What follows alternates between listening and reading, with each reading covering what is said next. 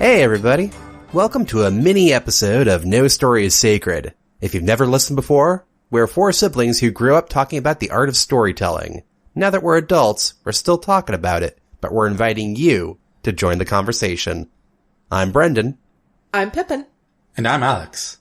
And Kat is currently away, so it's just the three of us talking today, and we decided to just chat about our kind of media backlog and things we're currently reading, watching, stuff like that.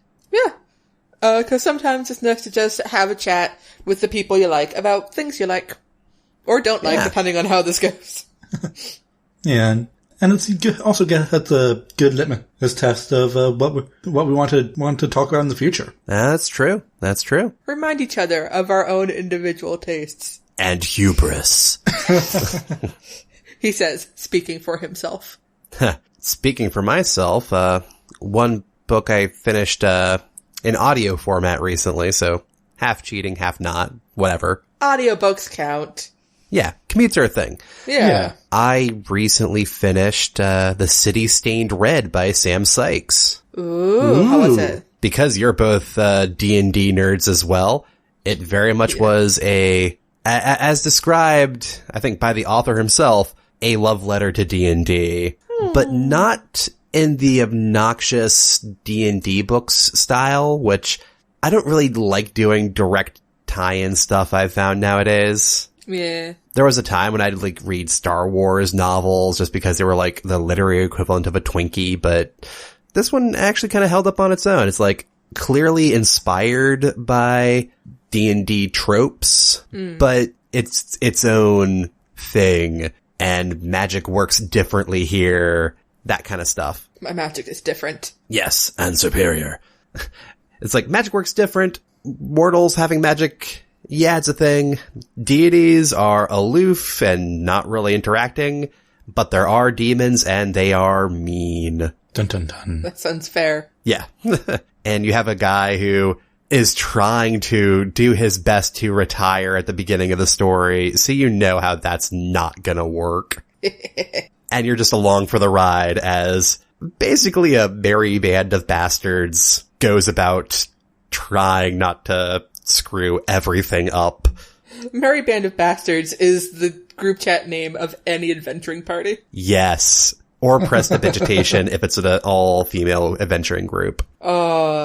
Prestidigitation still might be the best thing that's ever happened on this podcast.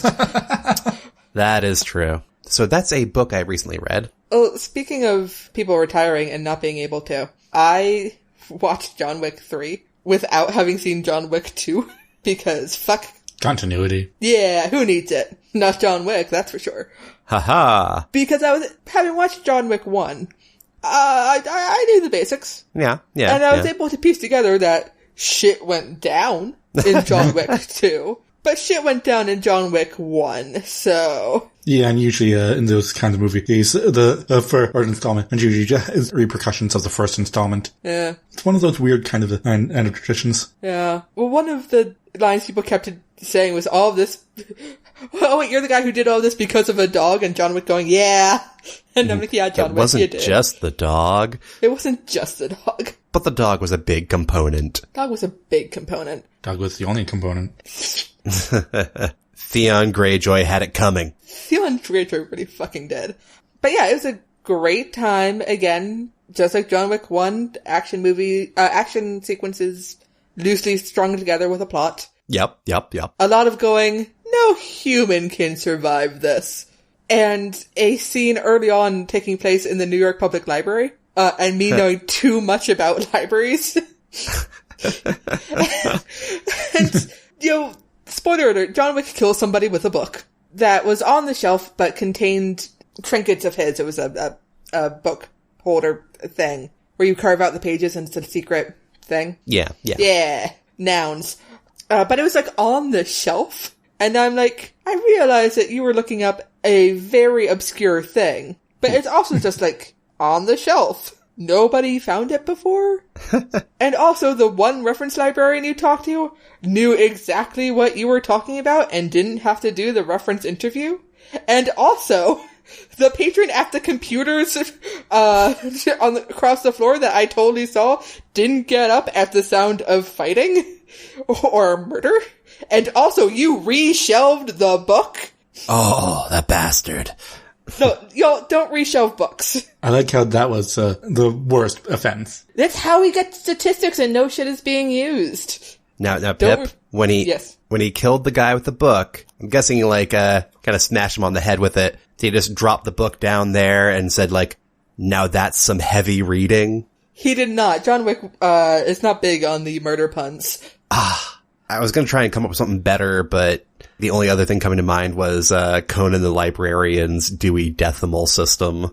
Those late fees, they'll get you.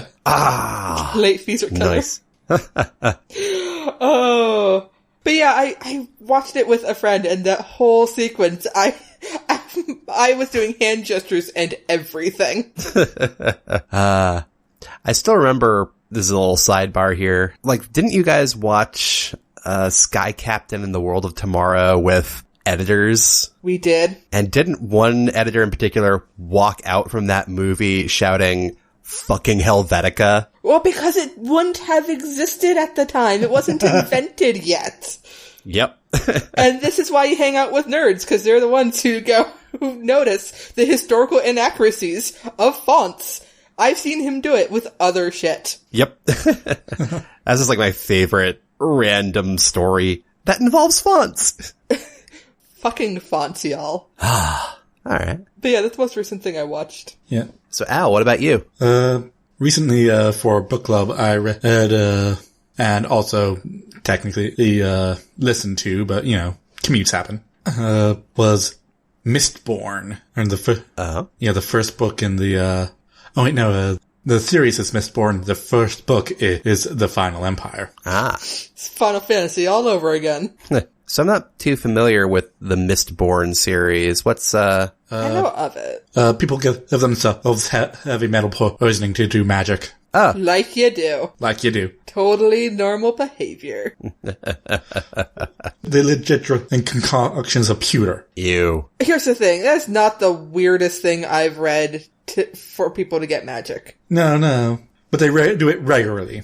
It's it's a thing. It was actually a very carefully constructed plot with a very, character who knew everything and whose plan and worked 100%, even though it relied entirely upon, so many people with their own agendas, including a random street rat who also has Mistborn powers. I mean, you can kind of get away with it if that person's power or whatever happens to be precognition or super analytical powers to some magical insane degree. You can bend that a little bit. One of the powers is precognition, but only for about 10 seconds in the future.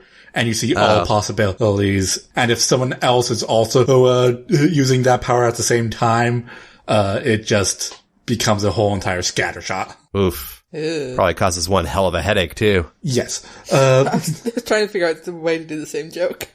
Yeah. And also, it is a bit of a sausage fest. Here's the thing. Ostensibly, the main character is this young girl named, I forget her name. What was her name? The main character is female, and so, of course, pretend to be an aristocratic spy. I've literally only lived on the streets. I'm sure you'll do it. You'll be fine. It's fine. It's fine. And on your first mission, you'll manage to get the young man who's sympathetic to our cause to fall in love with you. Wow, that's convenient. Yeah, super convenient. Is there another young man to fall in love with as well? Oh no, just that one. Oh wait, no, there is another young man, but of course, but she barely even notices him. So hey, well, that's also kind of in the tradition as well. It seemed like in the mid 2010s or late 2000s, 2010s, there was that trend for you got to have the love triangle, right? Yeah. I read a tweet the other day of going I I was led to believe that during the apocalypse, there would be a lot more hot guys who wanted to kiss me. Speaking of, the next book I'm reading, in that same vein is, The Tethered Mage, reading it for a different book club, and yeah, it's like, there's cute boys! I have my suspicions about where it's gonna go, but I'm not gonna do that on a live podcast here. No, sir. So you can deny being wrong if you were. Exactly. That's the secret. I'm never wrong, Cap. My suspicion is that she's actually a mage herself, but has been suppressing it, or unwittingly suppressing it. But yeah. Fair. Going on. Oh, man. See, I haven't been reading a ton because I packed all of my books because of the whole I'm moving thing. And while I could listen to audiobooks, instead I've been listening to the Adventure Zone podcast because the aforementioned D&D nerd thing. Yep. And so I've been listening to the insanity that is that. And what I have read was a Pride and Prejudice fanfic. Oh no, Pippin. It's a Silmark AU. Where Elizabeth marries Colonel Fitzwilliam. Uh-oh. It all turns out right. Because the mark on her arm says Fitzwilliam. And Darcy's first name is Fitzwilliam. Ah. But she figures it can't be him, because, he hates her.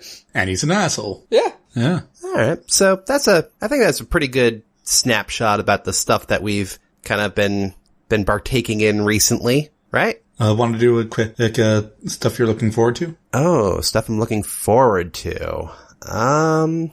Let's see. What is coming out soon? Oh man, I got something. Oh, go for it. Go ahead. This may not... It's on brand, but in a weird way. I'm really looking forward to Rocket Man, the Elton John biopic.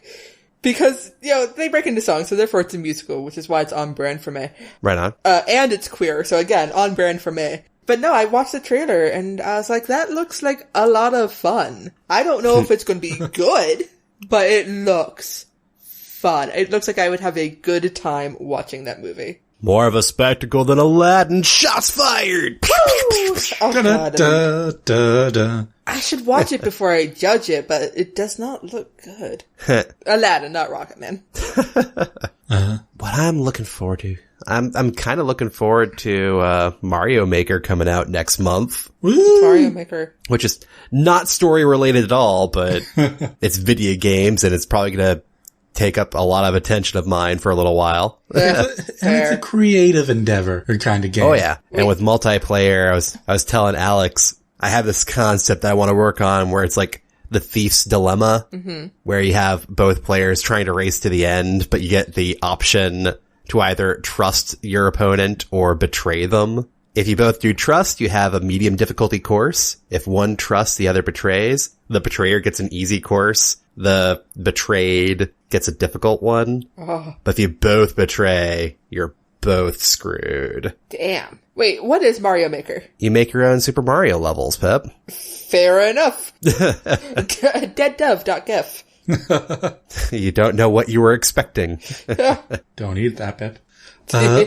Yeah, and as for me, I'm looking forward to the Legend of Zelda Link's Awakening that's coming out at some point during the summer. Ooh. Good point. Yeah. Yeah, probably gonna snap that up too. And there's also Cadence of Hyrule, which is also coming out soon. I need to get back into Zelda. You need to get a Switch for that first. Ha! I do want to Switch. Listen, if anyone wants to get me a Switch for a belated Christmas, early birthday, happy 4th of July, I mean... Housewarming. Ooh, housewarming.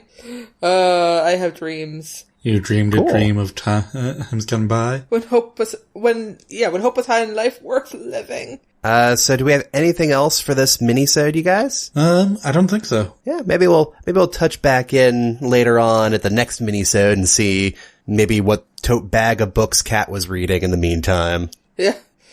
It will turn out she was reading the same fic as I was. That's what's going to happen. Weird. Yeah. Weird. Yeah. I should put my full list of the various things I've read back on the Patreon. I did that for a little while, but I stopped.